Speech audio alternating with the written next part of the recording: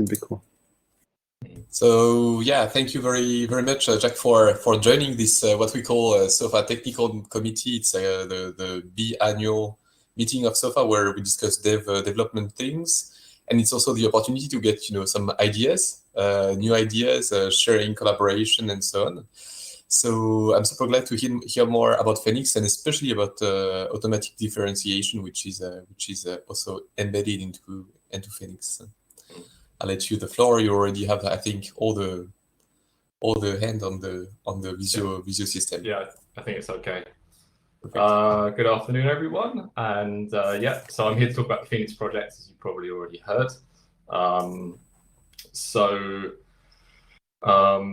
These are the kind of people that the first names in this list are kind of on the FEniCS Steering Council, which is I guess the kind of equivalent, maybe slightly smaller scale version of the meeting that you're having today. So we have this kind of technical committee that oversees the project in its current state. But I just want to point out that many people have made significant contributions to FEniCS in the past. Some of those are on the papers that have been published. So I just want to give a big round of applause to all the kind of FEniCS project contributors that we've had over the year. And just to point out that this talk is funded by the Horizon 2020 project Driven Twinning, which Stéphane Cotin is a principal investigator for INRIA, and Stéphane Bordas is the principal investigator for Luxembourg. So we have this knowledge exchange project that I think and hope will fund some exchanges to Luxembourg in the near future, perhaps to work on a few of the things that we discussed today. So here's an outline of my talk today. First of all, I'm going to quickly explain what is the FEniCS project. What are its key features? So what does it enable? What are the features that it has enabled that wasn't possible using finite element software in the past? I'm going to give a quick tour of applications for the kind of typical things that people are doing with the FEniCS project. I'm going to show you a live demo, and at first I will show you the kind of standard solving Poisson using FEniCS, which is the kind of most basic problem, and you will see that there's a lot of magic going on there, and it's not very easy to understand, at least from the user's perspective, exactly what is going on when you use this nice, quite lovely high-level API. So then immediately after that, what I would like to show you is a very low-level example. So in this low-level example, I will write a variational problem in a language called the Unified Form language, which is a Python-based domain-specific language for writing variational mathematical problems.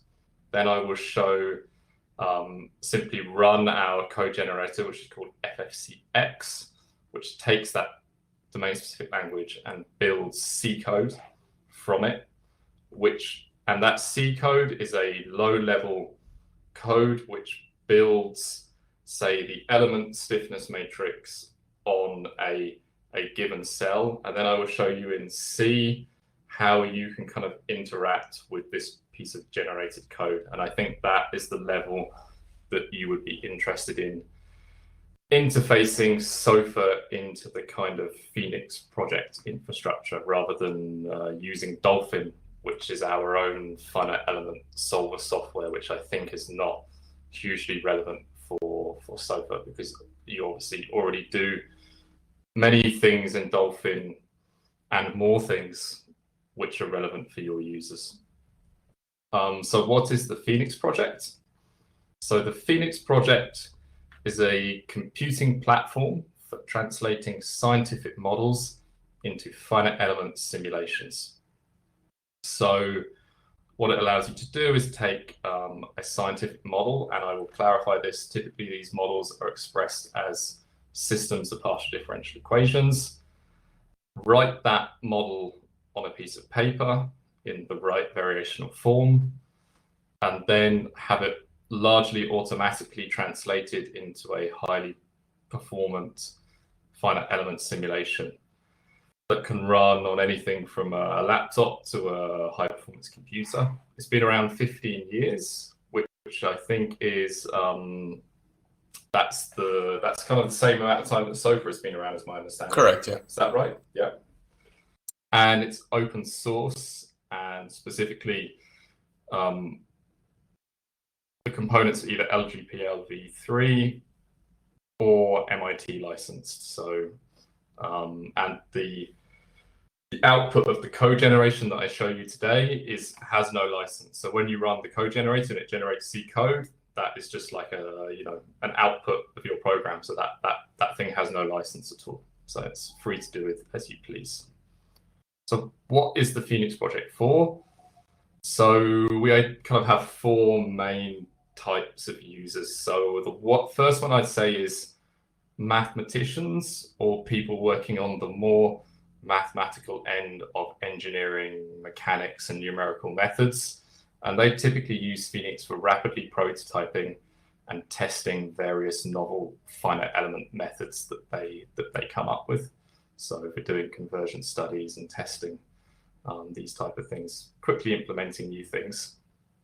The second big group of users are, I would say, people who are working generally in a scientific field.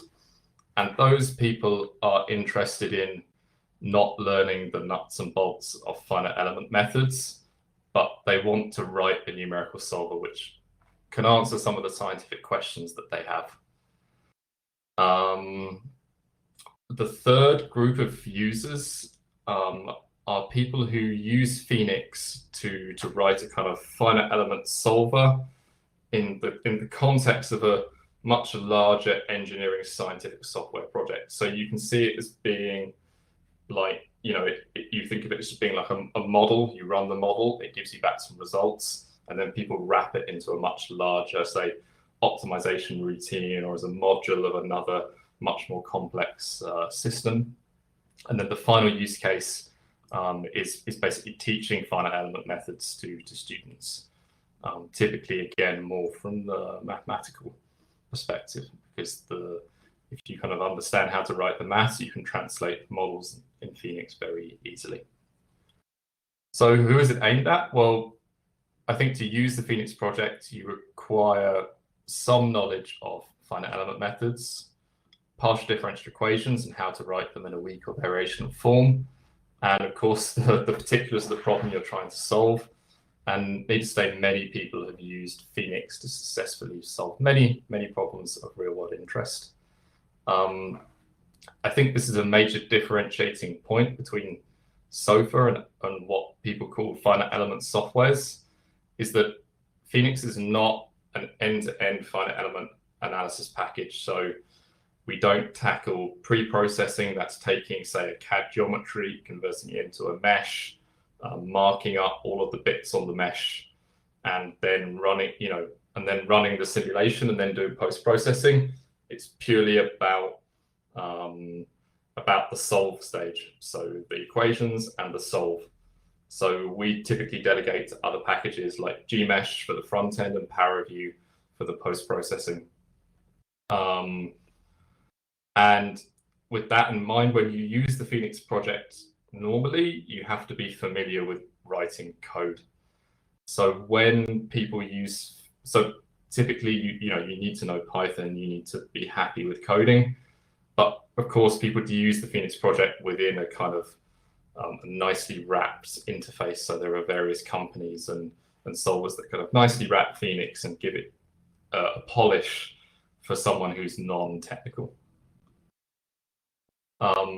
People who are currently involved. So we're part of NumFocus, which is this large US-based non-profit that kind of basically supports open source software in order to better science. That's their motto. Open code is better science. So we've been with them for about 5 years, and they basically take care of all of the financial and legal aspects of running an open source software so that we can concentrate on doing what we like, which is having very nerdy discussions about things in coding. So, and many other open source projects are also kind of under their in their stable. So there's NumPy and Julia and SciPy and what are the other big ones? Matplotlib and all of these kind of widely used open source packages. So actually, FEniCS is one of the smaller, more niche kind of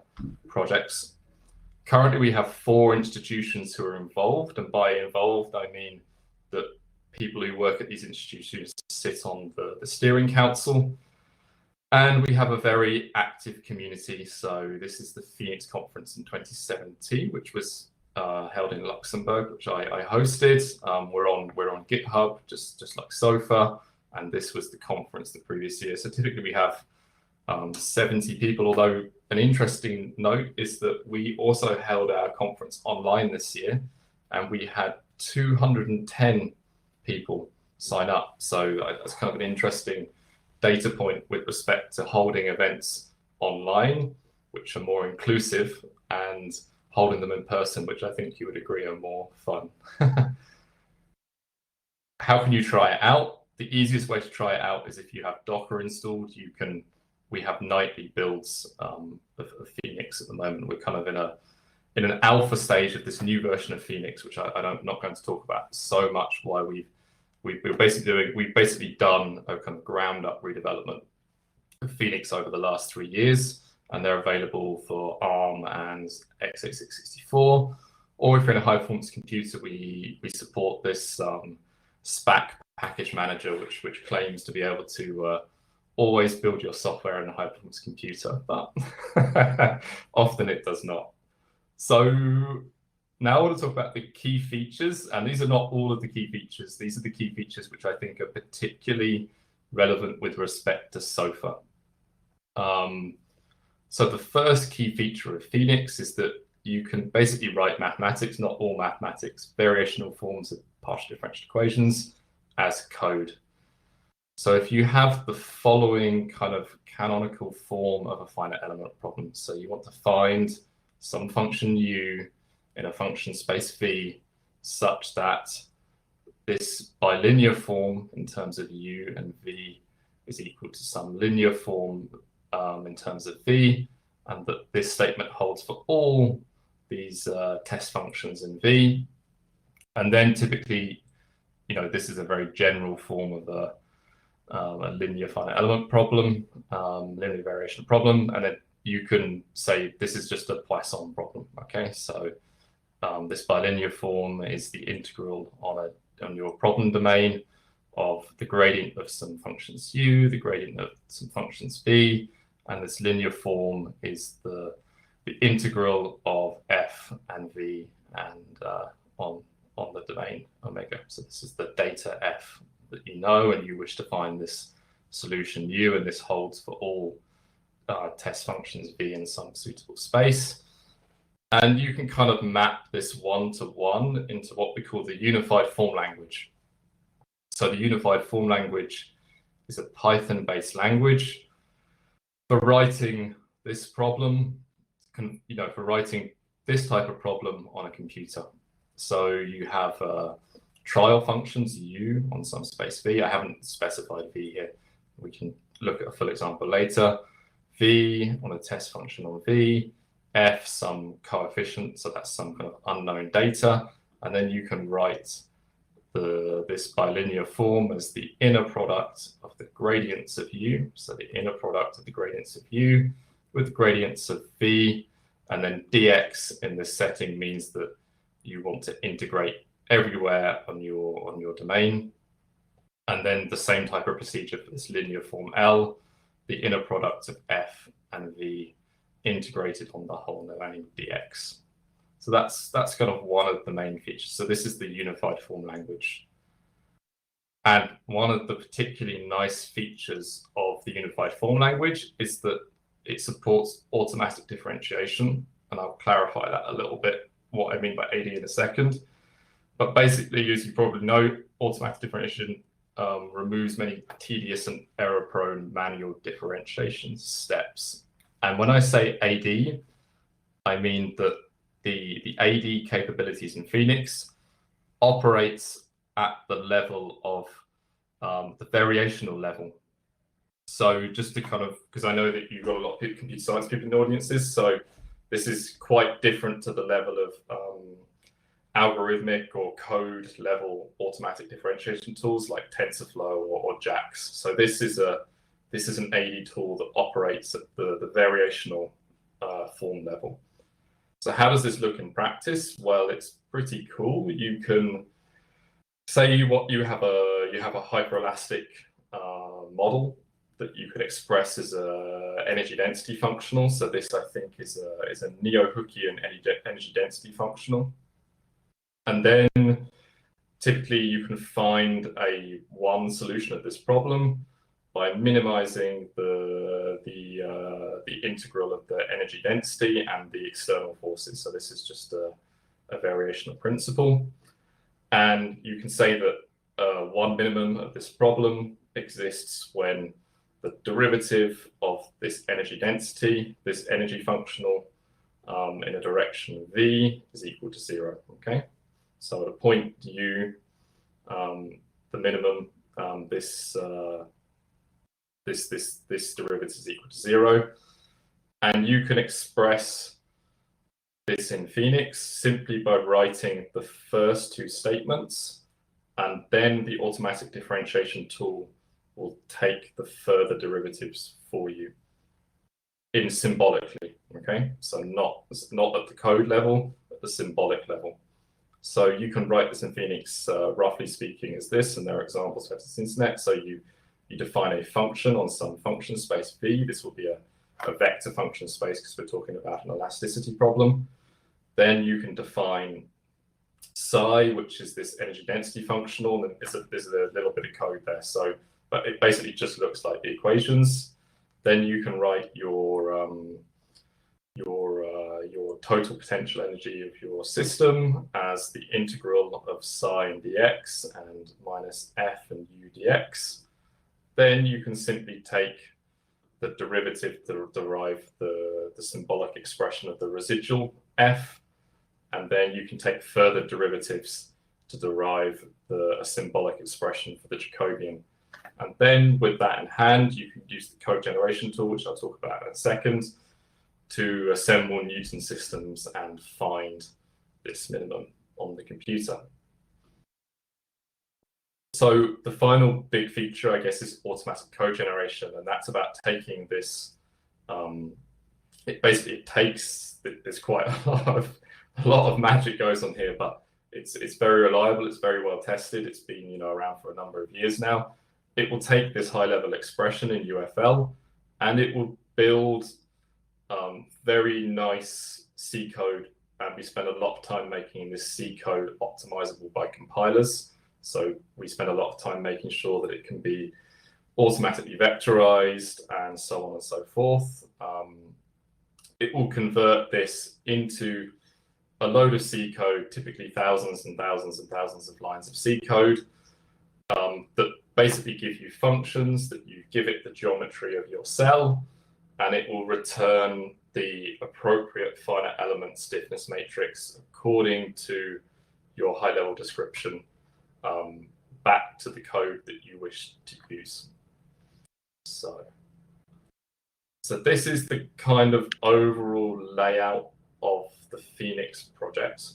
Just a very quick question, Jack. Is the code that's generated, I would say, human readable? I mean, there's no need to, maybe, but okay. If, you know that scene in the Matrix where the guy says that he can see beautiful ladies in the green code that's on the screen. Do you remember this film from the 90s?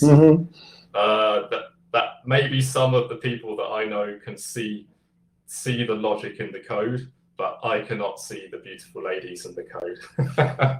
So okay. I would say no, and I will show you Poisson in a minute, and you can decide whether you can see any logic in the code. Yeah, you can see a few things, but it's quite low level, the code that's generated. So yeah, because you try to make it efficient, so I guess at some point, yeah, it takes away. So yeah, in fact, like it's all based. There's no library there, so everything is printed as standard C operations on doubles, like the floating point type that you're using. So everything's like multiplications and adds. And then amazingly, like the latest versions of Clang and GCC, they do a great job with this code, the way that we lay it out. So they do magic things, like it will vectorize things and SIMD instructions, and it's really cool what they've done in the last few years. Anyway, so this is the kind of overall structure of the FEniCS project. So at the top, we have this unified form language. So that's the thing that I just showed you, where you can write variational forms. That is a Python-based domain-specific language. I mean, it's not really a language in its own right. It looks like its own language, but really it's Python. We have BASICS, which is a C++ library. So that's a mistake. You can access it from Python, but it's C++. We changed this recently. And BASICS is like we call it the oracle of finite elements. So what BASICS knows is a particular set of finite element basis functions. It can tell you about what their values are at any point inside your reference cell, and it can tell you about where the degrees of freedom are, so whether you have degrees of freedom on vertices of your cell or the edges, or and all sorts of other information about that constitutes a finite element basis. Then these two, so these are kind of very abstract things. And then what happens is we have a library called FEniCS, which is written completely in Python. And that is the thing that interrogates UFL, so that's your description of your problem, and BASICS, and outputs the C code, the concrete C code that you need to assemble your finite element matrix on a particular cell. And then we have probably the largest component of the FEniCS project. It's around 40,000 lines of C++ code at the moment. We've cut it down a lot in the last few years. It's a lot leaner now, even though it does most of the same things. And that's FEniCS, and that kind of orchestrates and executes the entirety of the above process. So what it does is it has meshes, it has linear algebra objects, and it executes your kernel, which is the thing that comes from FEniCS, on all of the parts of the mesh that you wish it to be executed, and assembles them into large, sparse linear algebra data structures. So this is the finite element solver, FEniCS, and this is where most users interact with FEniCS. They may realize that they're writing UFL. Often they kind of don't. They see it all as one kind of homogeneous thing. And generally, most users don't see this stage, this kind of magic, what happens between here and here and here and here and here. So I hope to shed a bit of light on that later. FEniCS is now very extendable. So this was one of the big goals of our redesign, is to make FEniCS it's possible to use FEniCS so that 90% of the time you can use all of the automatic tools. But when those automatic tools don't meet the needs that you have, that you can kind of break out of the restriction of those tools and do those custom things that you need to do to get your project done. And so we support tools like Number and some functional programming concepts from C++ that allows you to custom implement things like finite element kernels, assemblers, I/O, and alternative linear algebra backends. So we kind of have a pluggable interface that allows you to kind of bolt things on that we didn't originally conceive. So with that in mind, where would SOFA fit in? I think this is relatively clear, which is the difference between this slide and this slide is that here we have FEniCS and here we have SOFA. So SOFA wouldn't use FEniCS. It would drop in here and it would integrate with output of the cogeneration. So yeah, so I'm actually going to show you a few little applications. So what are people doing with FEniCS? So this is a library that I worked on. It's called FEniCS Shells, and it's a library for simulating thin structures. So this is a I hope this plays. I haven't tested this recently. It's going to work. Sorry about terrible visualizations. You know, it's probably not up to standard for. So this is it's fine. It's fine. Don't worry. It is totally fine. It's a slightly higher level in the computer graphics. I've noticed. So this is a bistable shell structure. What happens is that this is a lenticular plate. So it's a circular plate, and it has a variable thickness. It's thick in the middle at the center, and then as the radius goes out, it comes to a taper. And as you heat this plate, it develops with an initially spherical curvature, and then there's a critical point where it snaps through, and it comes into the developable surface. So you see this here experimentally. You have this initially spherical curvature, and eventually it snaps through into this developable surface. And there was a paper which has just come out in SIGGRAPH 2021, and this code, which was really nice. They consider it to be the top engineering validation code for thin structures. So they compared it with Abacus and various other commercial packages, and it won. It provided correct results in the most difficult problems. So that was cool. I think actually, would you happen to know if one of the authors for the SIGGRAPH paper is Florence Bertaille? Yeah, it's Florence. She's in the Grenoble. Is that right? Yeah. Because we've talked to her, and so okay.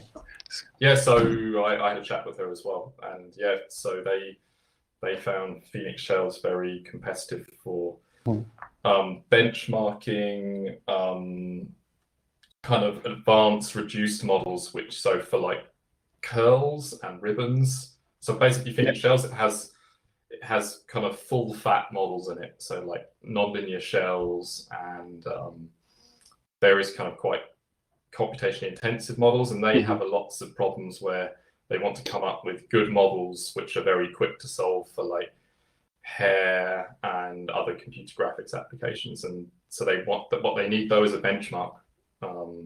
So they're using FEniCS shells for benchmarking. Cool.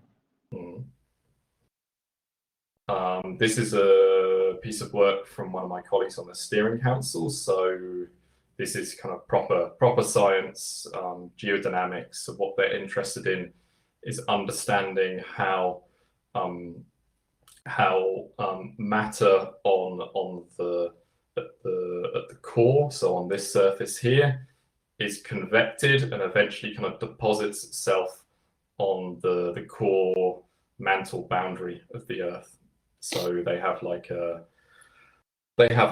and this is quite advanced. So what they have is an Eulerian simulation. And then because they want to know how matter ends up coming from here to here, they also have a Lagrangian particle library, which kind of bolts on top of FEniCS, which allows you to see how a particle from here could be traced up to the surface here. That's cool. Yeah, it's pretty cool. So we've done some work here in Luxembourg doing viscoelastic flow characterization. So you can implement some pretty complex viscoelastic flow systems to understand behavior of materials like rubber. So this is using experimental data and doing kind of model selection and parameter calibration. This is some work from Marie Rognes, who's also on the steering council, looking at diffusion processes in the human brain.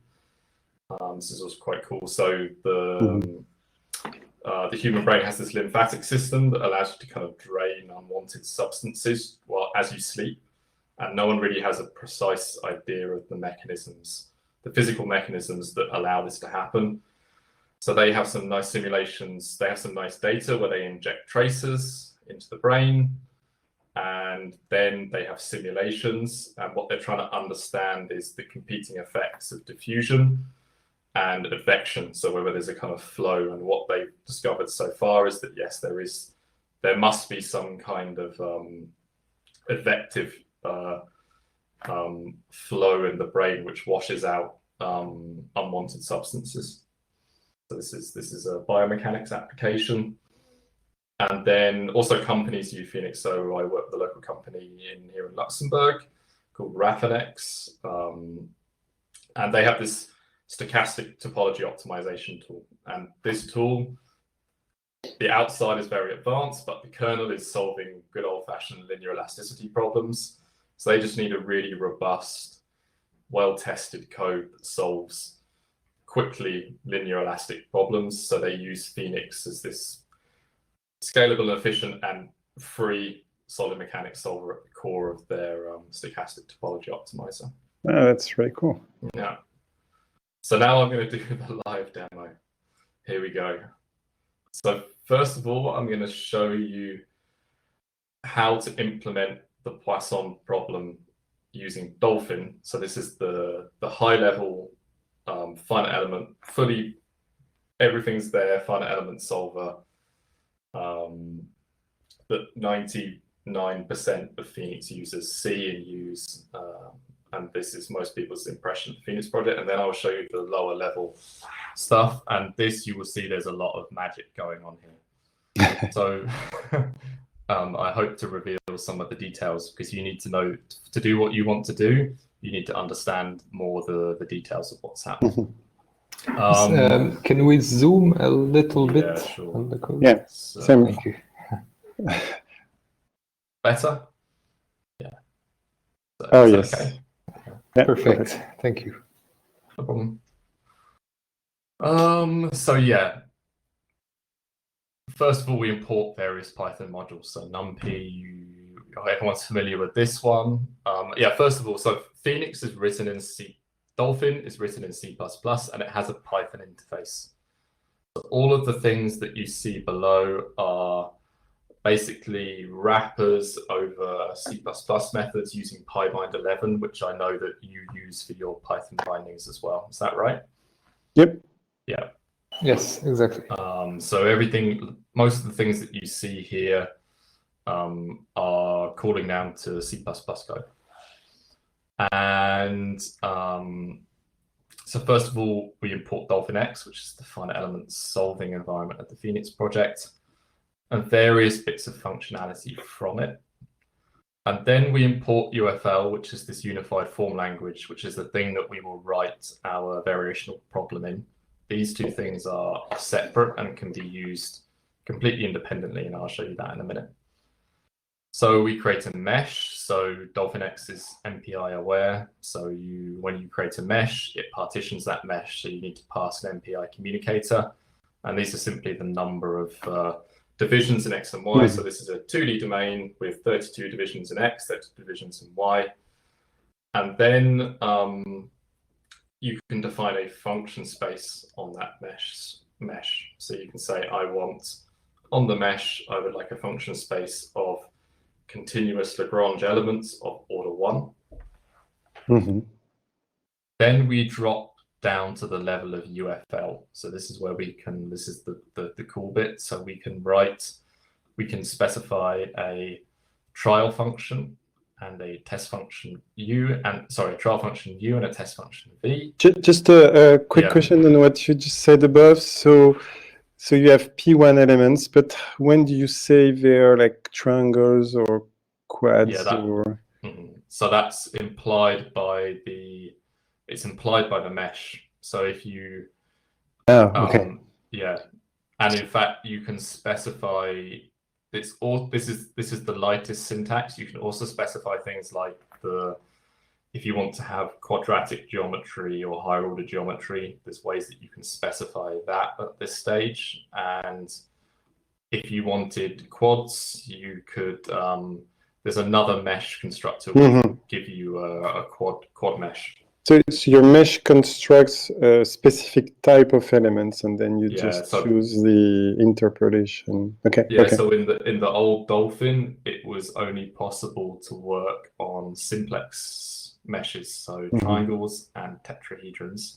And now, so over the last few years, we've opened that up. So now we have cogeneration and also meshes at the DolphinX level that can solve problems on quads or hexes, or we're now looking at pyramids and all sorts of other odd shapes. So yeah, the cogeneration will generate kernels for all of these types of cell. Is it easy to extend if we want to add new type of cells, or no? Okay. No, but no. I mean, that's always, I think, the trade-off, isn't it? When you want to use things like all of these tools like TensorFlow and JAX, and if you want to do anything new, it is more difficult because you just have to work with all these abstractions. So, okay. But we support,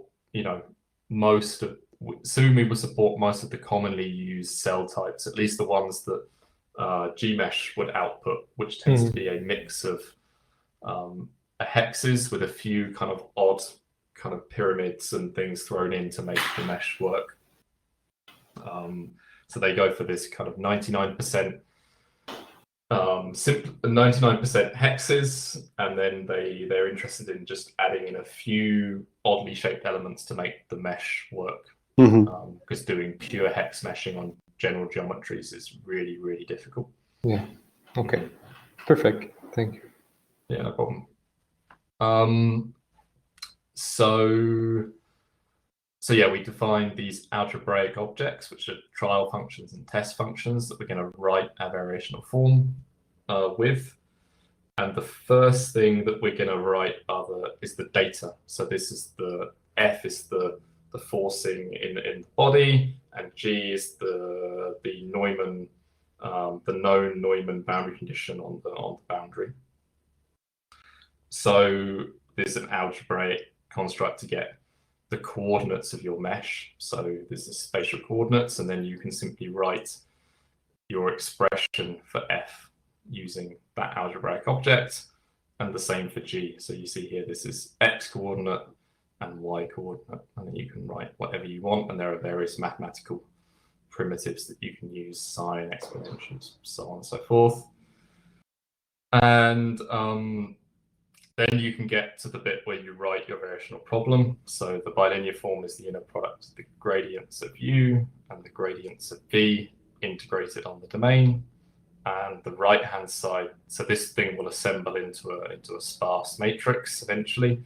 And L will be the vector on the right-hand side. So that's the inner product of F and V, and the inner product of G and V. And this is an integral on the domain, and this is an integral on the boundary. And you can mark up different parts of the boundary and kind of write very complex expressions which are active on different parts of your domain as you wish. Jack, when you define F and G, is it equivalent to construct it with expressions?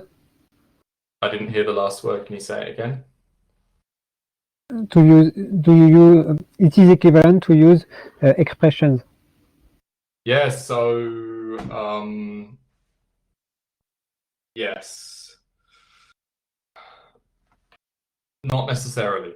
So we tidied this up in DolphinX. So now, if you specify your data in this way, it will evaluate these expressions at the quadrature points of your cell, okay?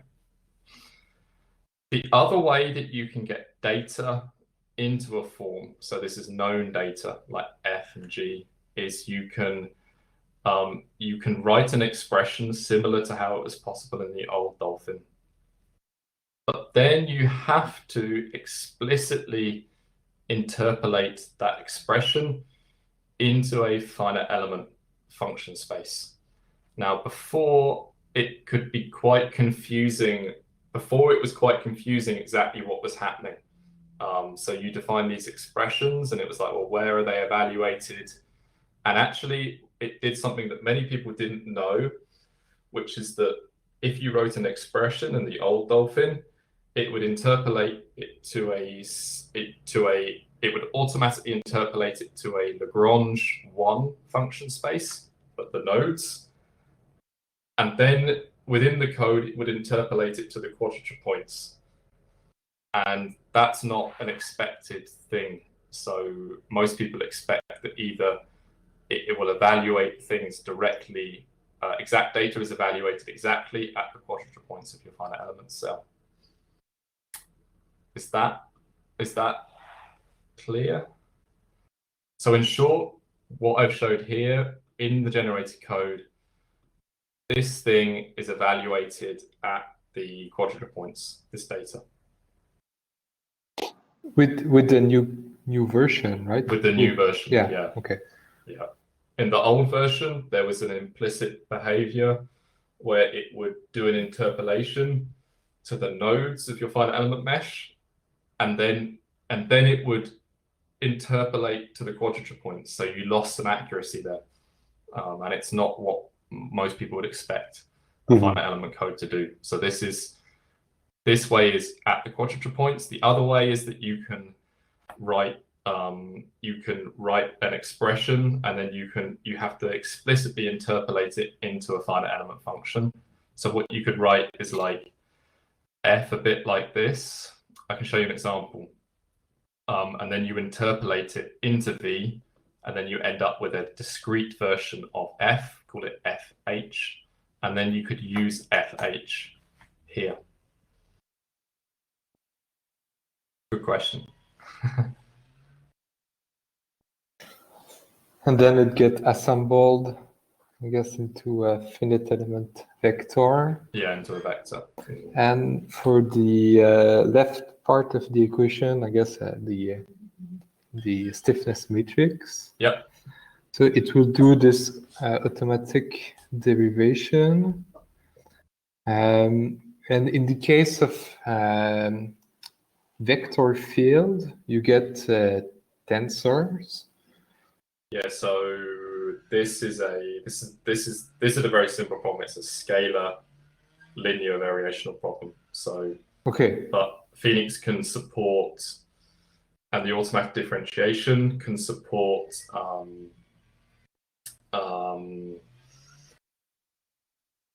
it can support. So typically you would write, in most non-linear variational problems, you would start with an energy potential, typically an elasticity, or a residual.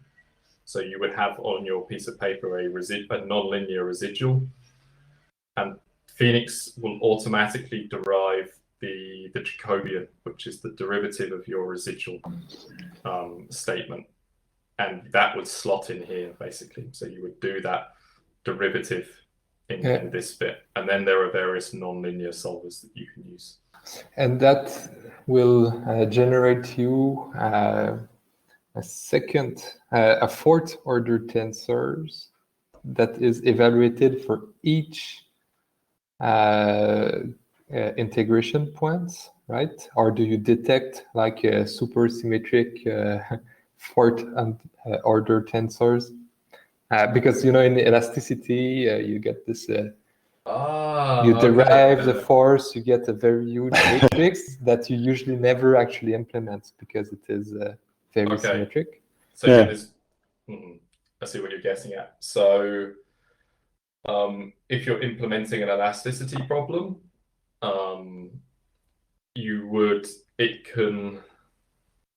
Will it get optimized, or do you? I can say, Jack, it's coming from a real problem Jean-Nicolas had to face. So yeah. So you're asking if, because just as a kind of pseudo code. So you're talking about this object and its symmetries. Yeah, exactly. And typically, because in SOFA we we actually code ourselves the derivative, so the Jacobian matrix. So we take into account the symmetry of this C, this fourth order tensor, so that we don't have to. Yeah. So typically, when you implement an elasticity problem in FEniCS, you kind of do that reduction beforehand. So you would one way of writing. So there's two ways of doing elasticity. One, linear elasticity. You can have something like epsilon is. So you can write, this is the strain, is the symmetric part of the gradient of U. And one way of doing it is to write you can directly write the derivative in the derivative. Yeah, because if you derivate epsilon with respect to f, you will have a fourth order tensor. And this is huge. This is a big matrix. Typically, you would write your energy potential already in a kind of reduced form, rather than using a full tensor contraction. I believe I think eventually it would get I think if you did it with the full tensor contraction, so you could write something in FEniCS like, my stress law is this, right? So you could say there's a way that you can do Einstein summation, so you can actually write it in a form which moves, but I don't use it very often. And if this thing is a big constant, which a fourth order tensor, I believe when it gets to the level of the C compiler, it might get optimized, right? It will get optimized out. But it's a really good question. I will have a think about it. Because that will actually. Yeah, that's what we need. This is what we need. We would love to get rid of writing down the derivative explicitly, but we need to be sure that this will get automatically optimized. But I guess, I think you are right. The compiler should see it. Yeah. But how do we know if it's been optimized, right? Because that's what you were saying, Jack, earlier. I mean, there's no way we can look at the code that's generated and understand much out of it. So it'd be nice to. The simple test to do would be to write the equations in UFL in the smart way, write them in the dumb way, and then compare the performance of the two kernels and see if there's any difference. That would be quite interesting. You could do it on a simple case. I think, Michel, you also tried, right, to do some kind of hyperelastic model in FEniCS a few weeks ago. Yes. What is your question, Stefan? Well, the point we were raising here in terms of how you would write that formulation, although maybe in the current version of FEniCS you would write it differently. I don't know, because I've not. For hyperelasticity, it is automatically differentiate. Yes. Yeah. Typically, with the hyperelasticity formulations, you write various invariants of your strain, and then you write the potential, the energy density function of your Neo-Hookean or Saint-Venant-Kirchhoff model, which kind of already is you've already made some like specific choices really about this. That's true. About the symmetries in this thing already at that point. So, but yeah, I've never heard of someone trying. I don't know if anyone's ever tried doing. Someone must have doing fully anisotropic elasticity in FEniCS. And then what you're saying is, if you put zeros in on this structure, will they eventually be optimized out at some level by the C compiler? Or we could try if we are able to get this generated C code. We could try to just paste it into our function that usually compute this derivative, try to get the same compiler options you are usually using with FEniCS and benchmark it, I guess, just to see quickly. Just as a little side point, we used to do a lot of, so we have this thing called FFC, which I'll show you in a minute, which is the thing that takes the variational form and turns it into C code. And we used to do a lot of optimization. We used to try and do a lot of optimization in the generated C code. So we would get FFC to kind of do like, it would like do things like loop fusions. So we would try and like fuse loops and also, and remove zero expressions, so eliminate redundant expressions and all sorts of fancy tricks. And then we found out, we discovered that the new C compilers are so good that it's more about writing C code that it can, it's more about writing C code that the C compiler can itself do all of those fancy optimizations for you. So we stripped out huge amounts of this is what we are aiming to. Mm-hmm. Let the compiler do its job. And this LLVM and these tools are they're just like on another level. You know, they're really cool. Yeah. Okay. Thank you. No problem. So so these are the variational forms of this Poisson problem are now defined. And then you can also define, so we need Dirichlet boundary conditions on this problem. So how that works is you define you have a function which basically contains a function contains it's defined on a space, and it has memory that stores a vector of the expansion coefficients of your function. So this is what this is under the hood. And then you redefine a lambda function, which says it passes all of the points that are on the boundary come in as x, and you have to return either true if the point is on the boundary, or false if that point is not on the boundary. And that's one way of marking up boundary conditions for FEniCS. And then this is now a little bit more lengthy than it used to be. How it works now is you can locate all the facets that are on the boundary. And with those facets, you then can locate all of the degrees of freedom that are on those facets. And then you can create this Dirichlet boundary condition object, which constitutes everything that the assembler needs to know in order to apply your Dirichlet boundary conditions. And then there's a little kind of one-liner to solve. We have this thing called a linear problem, where you pass the bilinear form, the linear form, the boundary conditions, and various PETC options that you would like. PETC, which is the linear algebra backend that we kind of supply as standard to use to solve your linear problem. And then you just say problem solve, and then you can output your solution to this file format called XTMF that ParaView supports. So that's Poisson, and obviously you can do a lot more fancy things than this. This is the kind of the simplest possible problem.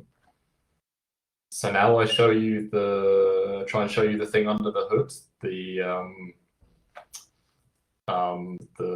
cogeneration.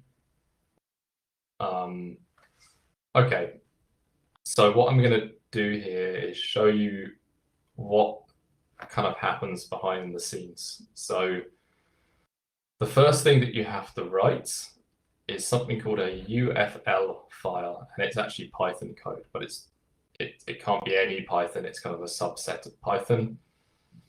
And here there's no Dolphin, there's no FFC, it's just UFL. So this is just abstract variational problem. So what you do is you define a geometry. So this is a function which will store, or an element which will store information about your geometry. So we're going to work on triangles. So here you can see it, Stefan, it's explicit, the use of triangles. We're going to use a vector element. So a vector element basically stacks up to scalar elements. And then that vector element can store the geometry of your mesh. And then you say mesh is equal to mesh geometry. This is abstract. There's no real mesh here. This is just this is like an abstract representation of a mesh. Then we're going to have an element which we're going to use to store the scalar field solution. And so we're going to use Lagrange all-to-one finite elements on triangles. And then we define the function space just as before on this abstract mesh and this element. So this is the thing that we're going to find our solution in. Then we have trial functions and test functions just as before. And here I'm just going to write the bilinear form. So the bilinear form on the left-hand side is the inner product of the gradients of U and the gradients of V integrated on the domain. The domain in this case really is the cell in real space. So FEniCS does all the generated code does all the transformations, so it, finite elements, it works on the reference cell, and then there's a transform, a pullback to the real cell in the mesh, and it will do all that code generation for you as well. So the first thing, so I have a little script here called build.sh, and the first thing that I'm going to execute is FFCX Poisson.ufl. So this FFCX is the code generator. It takes in this UFL file, and so we're going to do FFCX Poisson.ufl, and then it generated some code. What code? It generated two files. One is a C header file, and the other, which doesn't have much of interest in it. The other one is kind of around 500 lines of C code.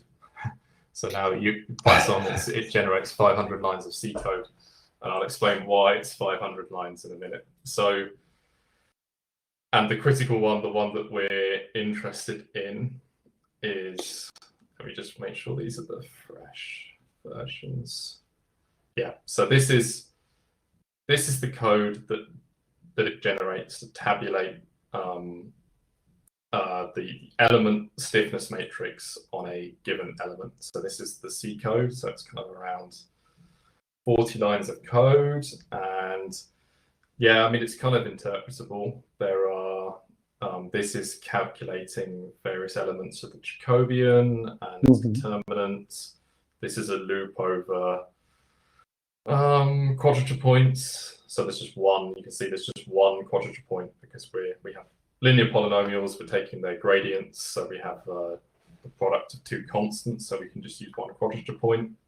So this will get optimized out by the compiler, this loop, or unrolled in some cases. And then it's going to calculate various things, and then it will assemble them, put them into our local stiffness matrix, which then your code has to assemble into a sparse structure. Yeah. I would say up to this point, it's almost readable, right? Yeah, this is okay. This is okay. This is okay. Yeah. So yeah, you can kind of back calculate roughly what this does. But I guess it's easy because you know what the stiffness for Poisson is. Yeah, I'm sure it can get more complicated. Yeah, so the cool is you pass a pointer to a piece of memory A, and that will contain so everything's row major, so that will contain that is where this code will write the results of its computation to. And then there are various other things which, for this example, we won't need. Like, for example, sometimes if you have data in your computation, so when we had the form with F here, you would actually need to pass the local F as an array into this code, and then it would do stuff with it. There are also support for passing constants. This is another point bit for this example. So you have to pass the location of the vertices of your finite element cell in the real space. So that's the other thing that it needs, because And the other things we won't be using. These are important for some forms, but not this one. We can talk about this in more detail when you come. So this is the important piece of code, and all the other stuff are basically structs that describe various bits of information that your assembler would need in order to like deal with this piece of code properly. And I think it's easiest to show that by example. So I wrote a C++, very small C++ code. Oh yeah, and then of course that that thing can just be built into a shared library, this C code. So then you end up with libpoisson.so. So then we want the C code to interact with that thing. And yeah, so what you do is you import the Poisson.h header that the cogenerator generated. There's another important header file called the UFC, which describes is a header file that describes that all of the things that are in those structs. So that is let me show you that. So that's a documented header file that's in FFC, which describes exactly all of these structs. Here we are. And the one that I just discussed is, yes, the method UFC tabulate tensor. So here, and you can see there's documentation of exactly what needs to be passed in, what it means. Obviously, the code hasn't, because for performance reasons, the code has no bounds checking, or it's like raw. So, you know, you can get these things to crash really, really easily. So you have to be a little bit careful, but all the description is here. And then there's lots of information, like just give an example. So yeah, so we had, when we had this form we called A, there's a struct which has the rank of a form. So a rank 0 form returns a scalar, a rank 1 form returns a vector, and a rank 2 form returns a matrix. So in the generated code, in the struct, there's a piece of, there's an integer which contains the rank. So I print that. There's a local degree of freedom map, and that gives you information about like how big the tabulate tensor thing will be when it's returned. So your code can understand how big a piece of memory it needs to make in order to store the code to store the result. Okay. So we'll run this in a second. Then you need a geometry. So that's the location of the vertices of your cell. So this is just 0, 1, and 1 up here, just a unit triangle. Then there are other things that you can say, how many cell integrals you have. So cell integrals are the ones with dx in this high-level language. So I'm going to assert that there's only one. And then there are also other types of integrals, which are integrals on interior facets and exterior facets of the mesh. So the skeleton of the mesh. So this should be 0. So I'm going to assert that these things are true. And then you can get out the integral. So you say form, give me the integral on cells and give me the first one. So this is an array of integrals, possible integrals. And I know there's only one because I asserted it to be true here. And then I'm also assert various things. So you can pass data into these forms, known data, and it will use it. But this one is very simple. It has no coefficients and no constants. And there's another thing called transformation data. It doesn't need transformation data. And then finally, we can call tabulate tensor, the method that was generated for us using a pointer to this the first element of this C row major data structure. The other things are not necessary because I asserted these things up here. And then you can also pass the coordinates, pointed to the first element of this coordinate array, a few more null pointers and a 0. We can discuss these things later, and then you can build that C code and link it with the objects.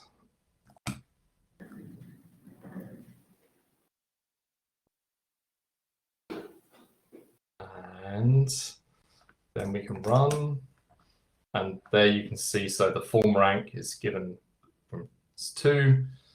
The local size, so that's the amount of the size of the piece of memory that I need to pass, is 3 by 3. So I know I need to pass space for 9 doubles into as a pointer for the kernel to write back to. And then here is the output of the kernel. And then, the fun bit, so it's cogeneration. So we can just say, let's do quadratics. And then if I run, so that I'm going to change the interpolation of U, the solution, to be a quadratic Lagrange finite element. And then if we run this again, it will regenerate the code, rebuild the C code. And there you see there's the stiffness matrix for the same thing using quadratic polynomials. And then it also, no, I can't change this to 2 because then my geometry information changes, but you could also do quadratic geometry and so on and so forth. And so that's how it works at roughly how it works at the level, the lowest level. What's the format of this matrix A? So you said it's a column major, but is it the dense matrix, or can we choose? So this kernel, it only computes the cell local. Yeah, it's a local stiffness matrix. Yeah, so local stiffness matrix. So it's always dense. Yeah. So down here, so for this to be a complete code, you need a mesh data structure, and then you would loop over your mesh. So there would be a for loop. You would tabulate for the tensor. And then you would need a data structure to assemble into your into your sparse matrix. I think in our case it's better to stop at this stage, because then we can choose what kind of sparse matrix format we want to use and process from there. No, it's really cool. I mean, we done a lot of work over the last. So this used to be, the generated code used to be C++, so we moved to C just to make it really easy to use it in other projects. The other cool thing about using C is you can use this foreign function interface in Python, and you could just get this, it will just in time compile this C code, and you can even access it directly from within Python. So you can get this element stiffness. You can get this element kernel in Python, and it will just transparently go across the language gap. I didn't know that. Yeah, that's neat, and that's not so easy to do if you use C++. That's why we moved to C for the kernels. This is another neat trick, which someone in my group came up with, Mikhail Habara. He's did a PhD with Andreas Zillian, so he's here in Luxembourg. And do you know this tool, Number?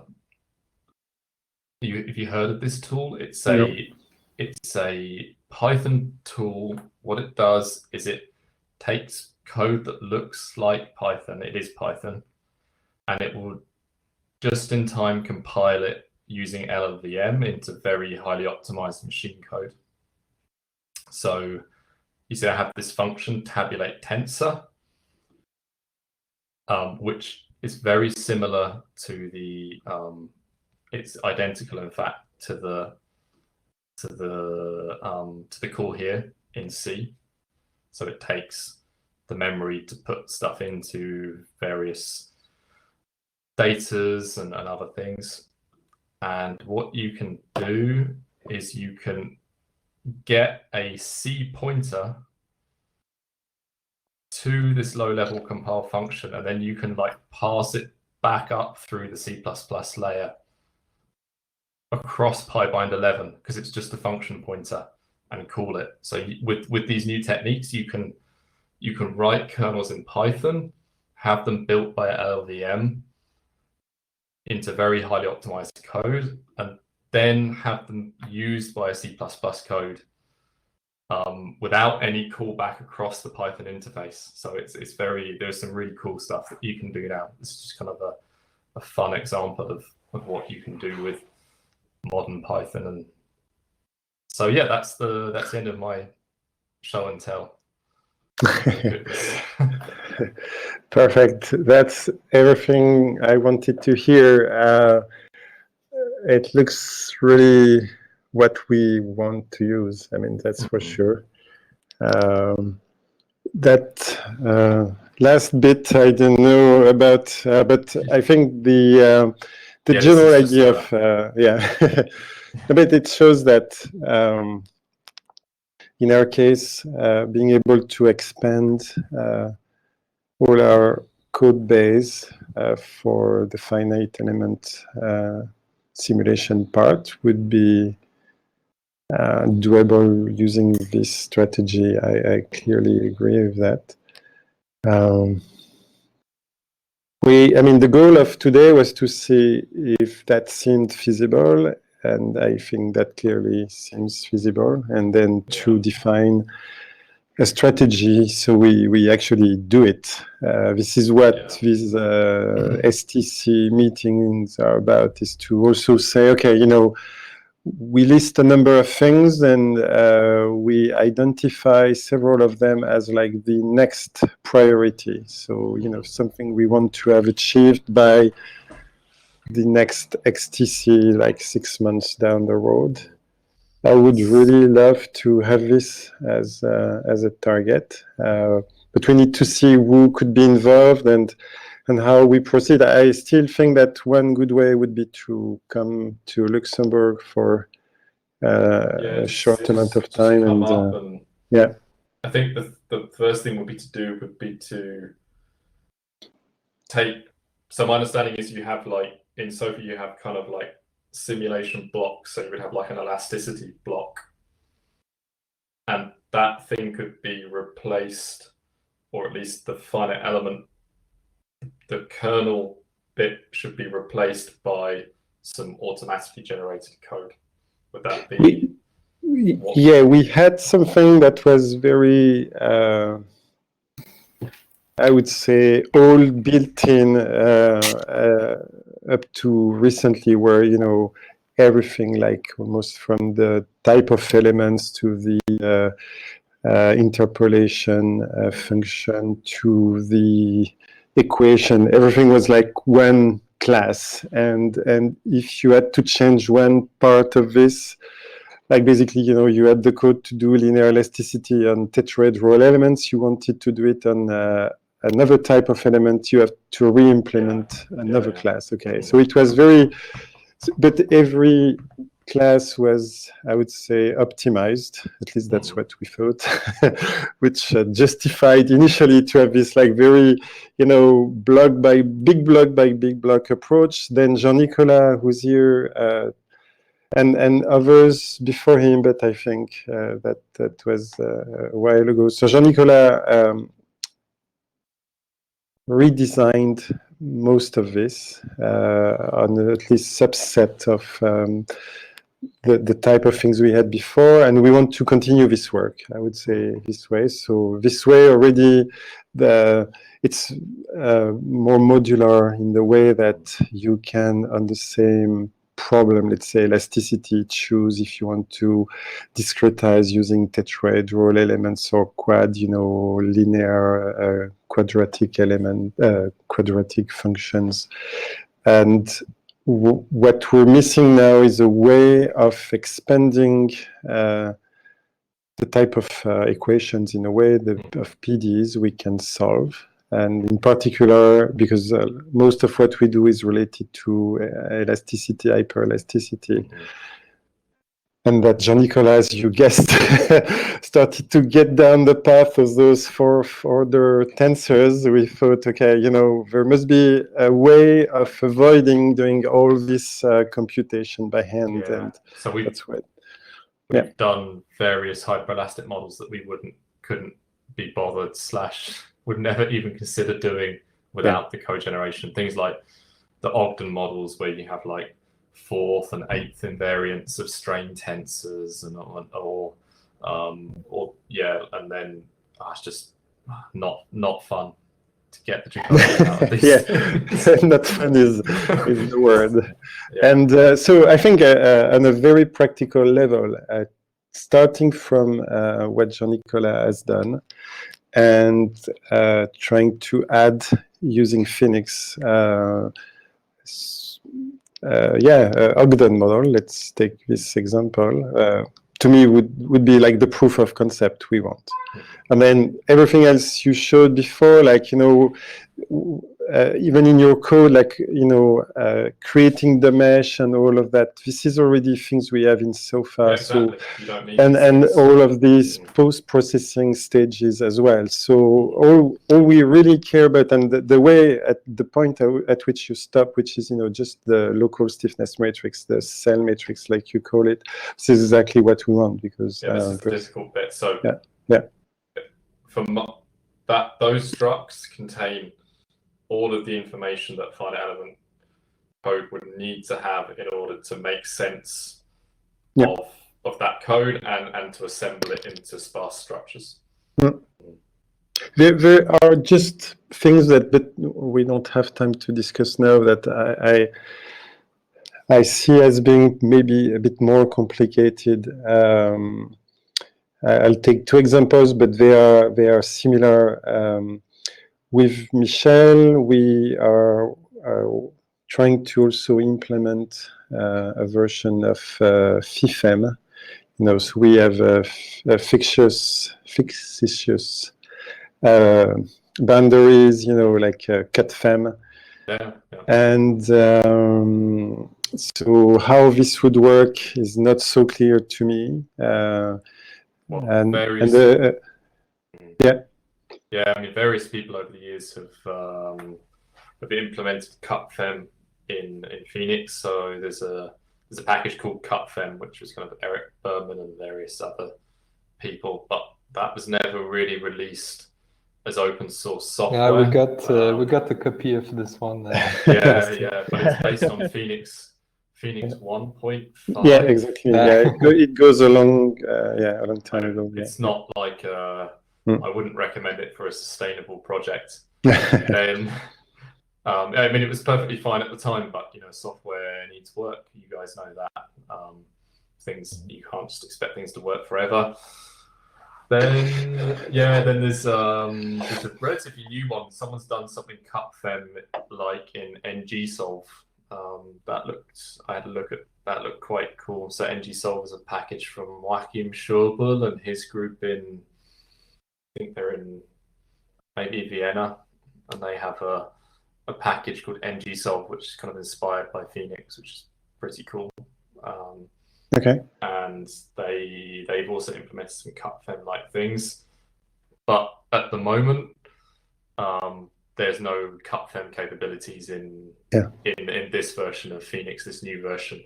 I think in a few years we will see someone come and have this as an add-on, but it's not. For us, it's a little bit out of scope doing cut-finite element methods. So this is one piece we need to think about. And the other part is, yesterday we had a discussion about topological changes and basically, how we handle the fact that you can dynamically change the mesh topology, okay? And this is something that we are trying to redesign in a better way in SOFA, but is working for now. Which means that, if for some reason, which could go from, fracture mechanics to trying to minimize discretization errors and locally remeshing the domain.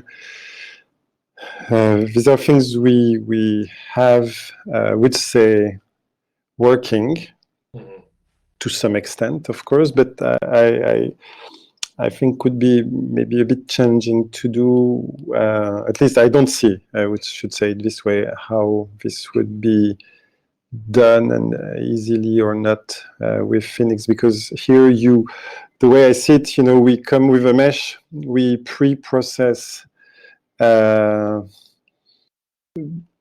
things, and then we have a piece of code that we can use when we would do topological changes. I guess we'd have to have something more dynamic. I don't know exactly how that would go. Yeah, I mean, in FEniCS, the data structures are all, for various efficiency reasons, they're quite fixed. Once you've made a mesh, it's quite like to have everything like nicely laid out in memory, and we kind of stick with these fixed things. So I've never really thought about topological. I mean, what I showed you today with the kernels, this is kind of a separate issue. This is like the solver end, but we don't support at the moment easy topological changes.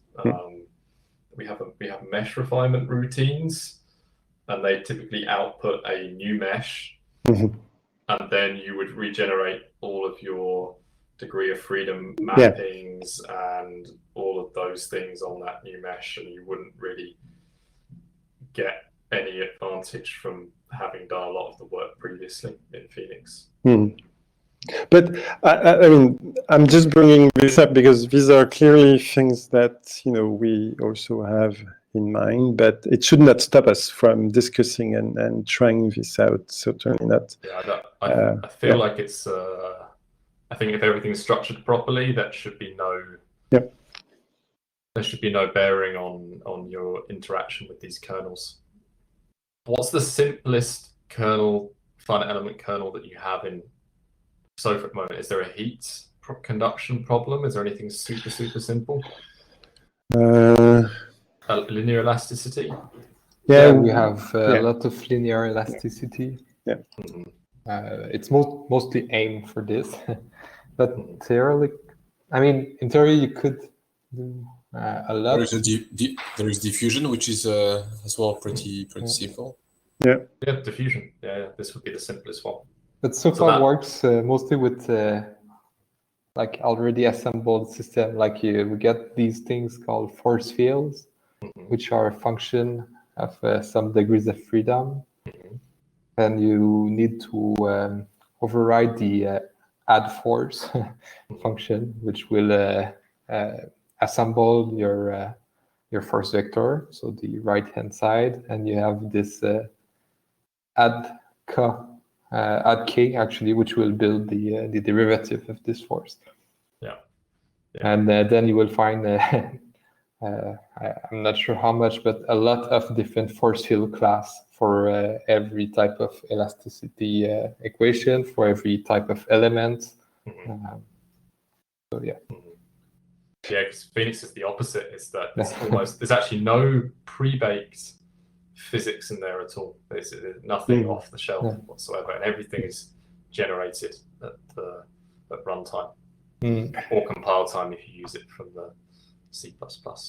It's kind of merging of trends. I mean, it's obviously we would always sometimes like to have exactly the opposite, like to have things fully generic like it is in FEniCS, and sometimes I guess people in FEniCS like would like to have some other stuff a bit more, not that static and that's always this way. I had I'd like to ask the two questions. The one from Jean-Nicolas, and I had another one. It was, how does FEniCS choose its development directions? In those meetings, how does that work actually?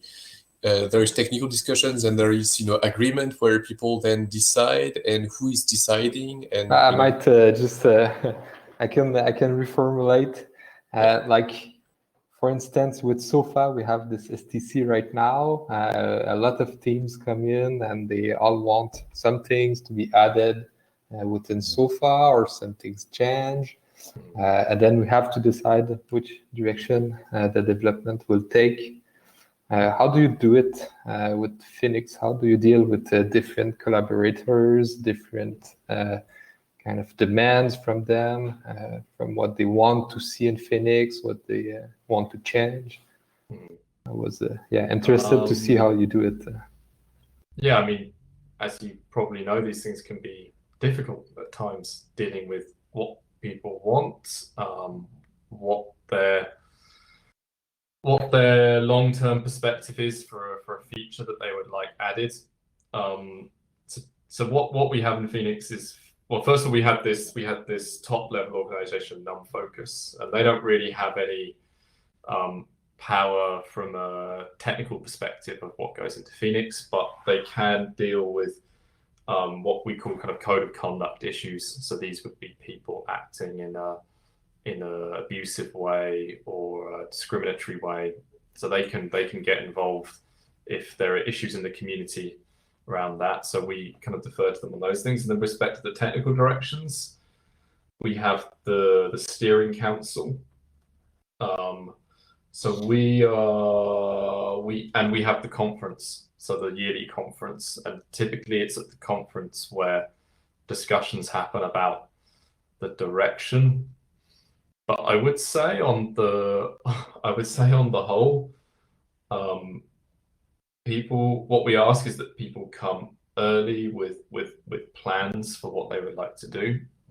We review those plans, and this is the steering council, and we give feedback, and sometimes we say no, or you need to go back and think about this again. And I guess we decide what's good taste and what isn't good taste. And also we ask people to think about the long-term perspective for any functionality that's added to FEniCS, because what we found in the past was that even though it's very inclusive to let everyone add all their ideas to your project, and it can often be the case that people come and people go and people's interests change, and what was a nice project at the time rapidly begins to kind of impinge on the maintenance of the core functionality. So I think, and that's one of the reasons why we've rewritten FEniCS, is to make it more modular, so that if people want to do things that really interest them, and we think that's fantastic, they don't necessarily even need to come to us to get permission to have it in Dolphin. We hope that what's more positive is people come to us and go, like, if you thought about, I'm doing this and I need this interface into the core, have you thought about providing it? And then we would think about providing an interface that people could do things externally. Okay. So I guess in short, I think maybe we're a little bit less collaborative in FEniCS in terms of new features than SOFA is. We tend to have the steering council is quite powerful. And how much people do you have in this council? Seven people, and then there's an oversight. Small, and then there's an oversight committee which we report to once a year, and they give us feedback on. So these are people who are not actively involved day to day in the project. It's kind of a range of professors at various universities who have been involved in FEniCS in the past, and they give us feedback on the decisions and tell us where they think perhaps the direction the project is going wrong. Can I ask a question? How does that compare with what you do at SOFA? I'll let Stefan and Hugo respond. Hugo, you're muted. Thanks. The way indeed it's handling on the SOFA side is indeed a bit different. We try indeed to be as much as inclusive as possible, so that anyone that comes with an idea can actually implement it and work directly in SOFA. The fact is also that historically SOFA is open source, but it's just for 3-4 years. 3 years, I would say that we are actually really communicating, I would say exchanging with the community. Before it was hard I think maybe it was a bit harder to reach out to, there was no actually open or rarely open technical committees. Now maybe the difference is that we are having a bit everything in the same time. What you have, which is, I don't remember the name of this American association, which is more math focused. The one that we're a member of. Yeah. Correct. Yeah, correct. That we are a bit trying to manage a bit, and we are in the meantime trying also to manage the development aspects. But in fact, few, I would say, there is few experts involved in the development insofar. So that's why also we open a lot to the community to involve as much as many people as possible. So yeah, that's a bit that's, I think, quite different. But it's just like there is some problematics. Sometimes we're asking ourselves is that really important actually to define a technical roadmap? That's even sometimes open question. Should we really just display a roadmap, or should we just do not care? We should just do our work and that's it. How can we involve people? To have a roadmap. That's what actually that's why we are having those technical committees. I think it's mostly good for, so obviously it's good for outside because people can see from outside what's, but it's sometimes also not straightforward for us, but it's also helping to structure what we are actually doing and sorting out. I think when I just that was what I was actually thinking at the end of the discussion, Stefan, about Caribou and all this new modular approach insofar about FEM.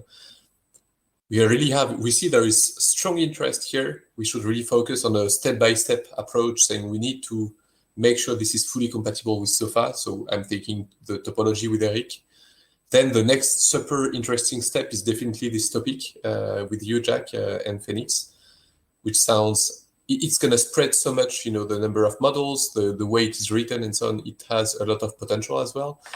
But we have very limited development power, and especially very limited amount of experts. That's, I think, something which is very specific to us.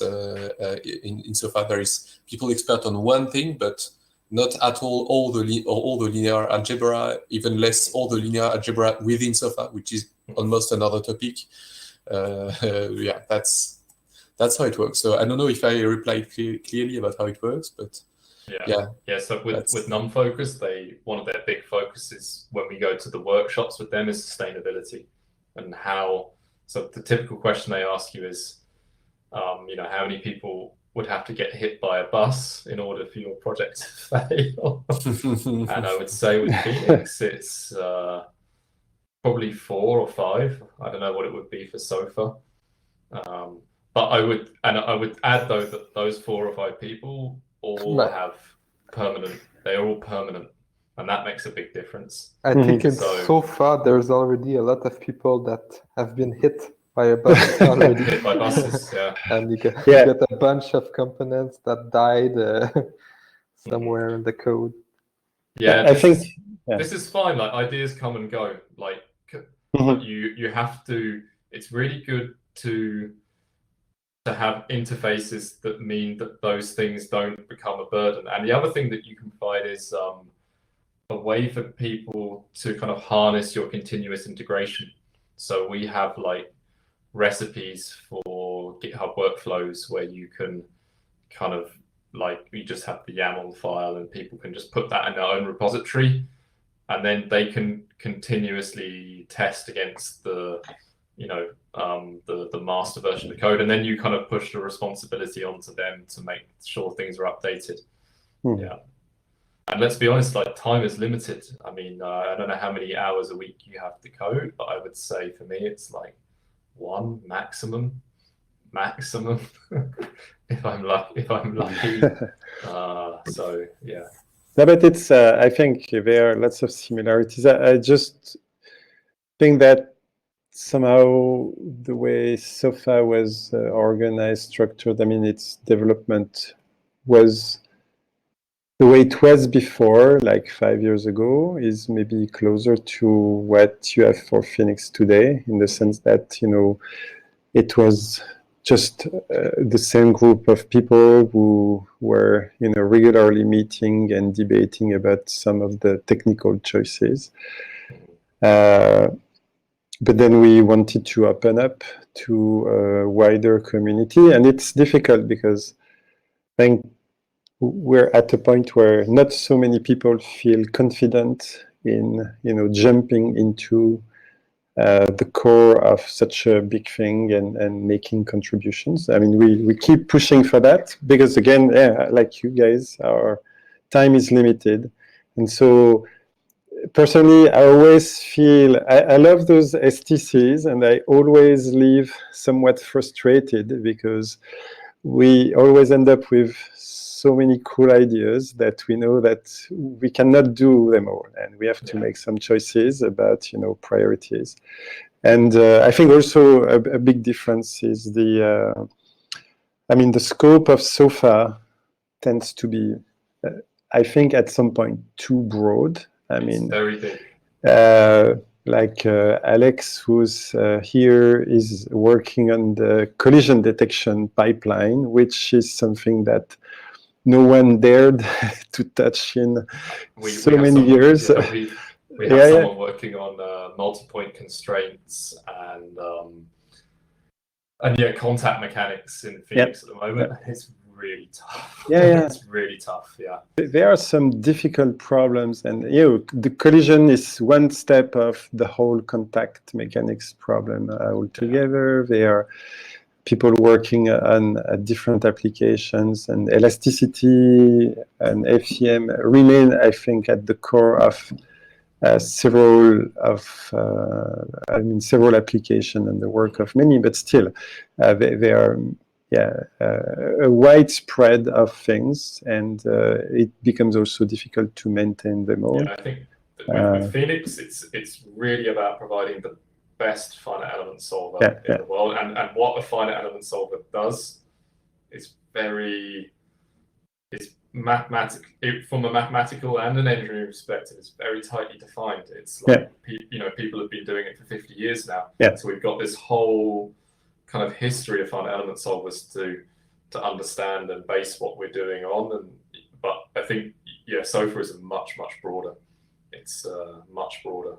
And we add things, and but it's this would be really nice to talk about that in more detail at some point, because I think we could learn also how to maybe structure things differently. I mean, we have those plugins that are supposed to be, not by definition the core, meaning they are maybe not like the center of our activity, but sometimes, because more and more people start to use this plugin, they become also, integrated into, I would say, the core of SOFA. Like the Python binding is an example.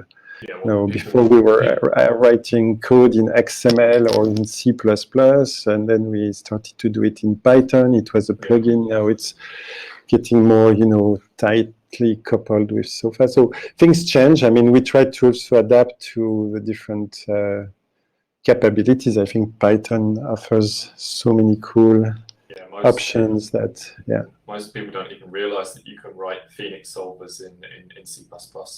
It never even, but you can. Most people just use it from Python. And I do as well. That's probably easier. Thank you anyway. Thank you very much. It was really great. Really great to learn more. Thanks, Stefan, for proposing this session. I think it was interesting for everyone. I see even Maxime, Jörg, Nick. I don't know if everyone was carefully listening from the very beginning, but I saw actually a lot of them already connected since the beginning of your talk. So thanks a lot, Jack, for taking the time to come here. Actually, it will be separate link. In the next one, we'll talk about the plugin Stefan mentioned before. I will grab myself a coffee and come back for this one. Looks relevant. Cool. Thanks. Cool. Bye. Thanks a lot, Jack. We've been in touch clearly about the next step. I mean, we're trying to gather a group of people who are willing to try to implement this first proof of concept. As soon as that's clear, we'll get back to you. But many